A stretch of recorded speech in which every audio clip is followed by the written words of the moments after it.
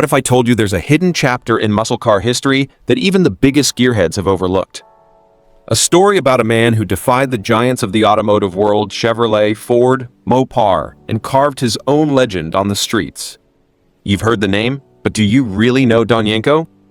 Imagine a sleek, compact car that was set to revolutionize American performance vehicles. A car so ahead of its time that it threatened to upend the status quo. So why did the Yenko Stinger II vanish into obscurity? What happened when one man's passion for speed collided with government red tape and corporate hesitation? In this video, we're pulling back the curtain on the untold saga of Don Yenko and the forgotten masterpieces he created. From his unexpected beginnings as a jazz pianist to becoming a renegade in the automotive industry, Yenko's journey is a roller coaster of ambition, innovation, and battles against the odds. Stick around as we dive into the mysterious disappearance of the turbocharged Vega that could have changed everything.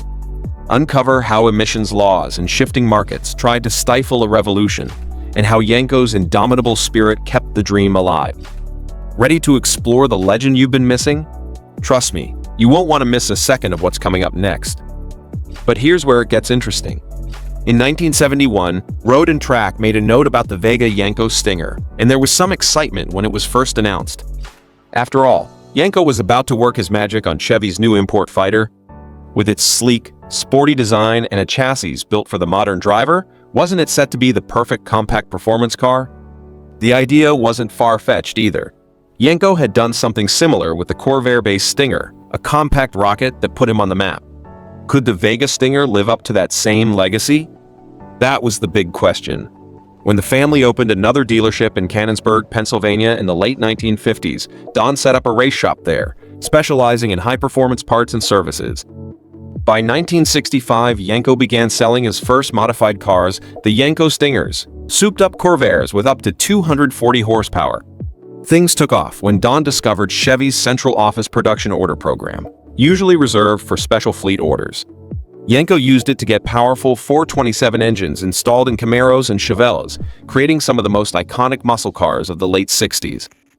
In 1967, Don Yenko's shop started making waves by taking super sport Camaros, ripping out their 396 cubic inch engines and replacing them with the monstrous 427 cubic inch L72 big block, originally meant for Corvette.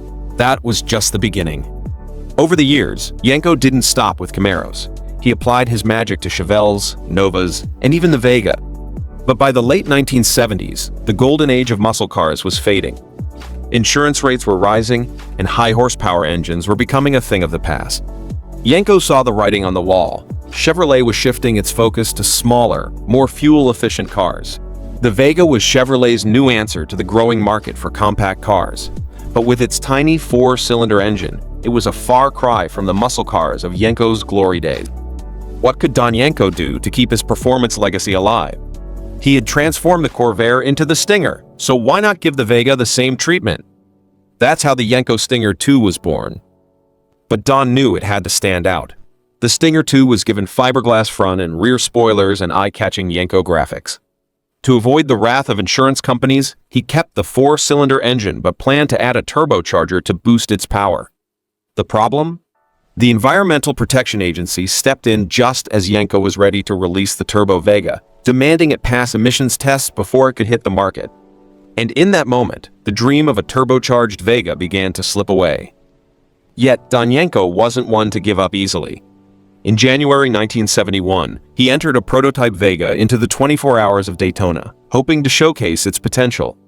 Could this small underdog car compete with the big names in international racing? Despite the efforts of drivers like Donna Mae Mims and Bob Johnson, the Vega didn't have enough power to hold its own, and the car never made it to the starting line. But even after the disappointment at Daytona, Yenko didn't lose hope. The Vega had promise it was a brand new concept car, and Don believed that with the right upgrades, it could still be a contender. Turbocharging the engine could breathe new life into it. He tested the idea and even got Chevrolet to approve a special central office production order program order for forged aluminum pistons, crucial for the turbo's performance. Things seemed to be falling into place. Yenko had plans to produce 500 turbocharged Vega guts, with 200 cars already in the works. He set up hubs to handle the conversions and enlisted 40 dealerships to sell them. Everything was lined up for a stellar year of racing and selling, but then the government stepped in once again. They ruled that any car with modified intake or exhaust systems had to undergo a grueling 50,000-mile road test to meet new certification standards. Yenko fought hard to change their minds, but it wasn't enough. Still, Yenko wasn't ready to give up on his turbocharged dream. Instead of a full production run, he rebranded the project as the Yenko Stinger Parts program, offering the turbo kits for customers to install themselves. But the public didn't seem to latch onto the idea. Out of the 400 Vega Yenko Stinger packages sold, there's no clear record of how many ever got their turbos installed. The rise of Yenko in the muscle car scene was largely a response to General Motors' decision to restrict its most powerful engines to full-size cars, trucks, and the Corvette. This move stemmed from GM's desire to comply with the American Manufacturers Association AMA racing ban of 1957, which became even stricter in 1963. General Motors implemented an internal policy to limit engine sizes, capping them at 330 cubic inches in mid-size cars and later raising that to 400 cubic inches in 1965. This decision left a gap in the market for smaller, high-performance cars, and tuners like Don Yenko stepped in to fill that void. Yenko's approach was simple but effective. He took Chevrolet's smaller cars like the Camaro, Chevelle, and Nova and transformed them into performance machines by adding powerful engines and custom modifications. As demand for muscle cars soared, Yenko's work became legendary, satisfying a public eager for power and speed when General Motors wasn't delivering. However, by 1971, while his cosmetic packages continued, the era of truly high-performance Yenko modified cars was coming to an end. Eventually, Yenko's dealership closed its doors in 1982, marking the end of an era. But Yenko's legacy didn't fade. In recent years, companies like Special Vehicle Engineering have kept the Yenko name alive, offering modern interpretations of the Camaro with incredible horsepower, up to 1,500 horsepower in their latest offerings. Yenko's Turbo Stinger Vega project is another fascinating chapter. Initially, Yenko had high hopes for the Turbo Stinger, even preparing to deliver 500 units for the Sports Car Club of America racing scene. The idea was to turbocharge Chevrolet's compact Vega, giving it the boost it needed to stand out on both the street and the racetrack.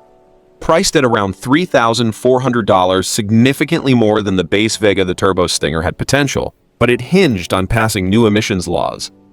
Unfortunately, the project hit roadblocks, with Chevrolet half-heartedly supporting the initiative and the Environmental Protection Agency imposing strict regulations.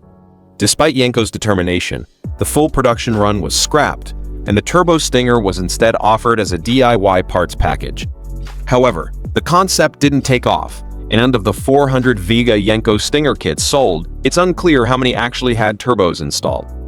Meanwhile, Chevrolet launched its own performance version of the Vega in 1976, the Cosworth Vega. With 110 brake horsepower and a smoother dual overhead camshaft engine, the Cosworth offered better drivability but came with a steep price tag of $6,000, double that of a base Vega. Though more refined than Yenko's Turbo Stinger, it still couldn't capture the same raw excitement that Yenko had envisioned. In the end, while Yenko's turbocharged Vega dream didn't fully materialize, his contributions to the muscle car world have left an enduring mark. So, what do you think? Could the Turbo Stinger have changed the game if it had made it to full production?